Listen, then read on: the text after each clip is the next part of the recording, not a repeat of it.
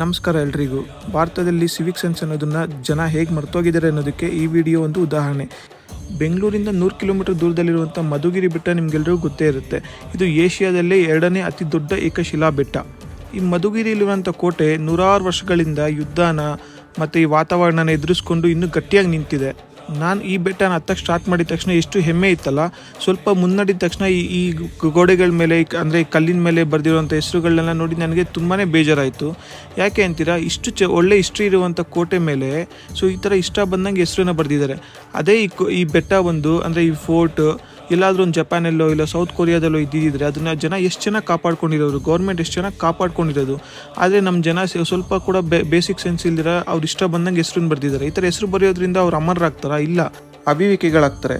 ಈ ಥರ ಗೋಡೆಗಳ ಮೇಲೆ ಕಲ್ಲುಗಳ ಮೇಲೆ ನಮ್ಮ ಪ್ರಸಿದ್ಧ ಸ್ಥಳಗಳಲ್ಲಿ ಹೆಸರುಗಳನ್ನ ಬರೆಯೋದು ಬಿಡಿ, ಇದನ್ನು ಕಾಪಾಡಿ ನಮ್ಮ ಮುಂದಿನ ಪೀಳಿಗೆ ಕೂಡ ಇದನ್ನು ಸಂರಕ್ಷಿಸಿ.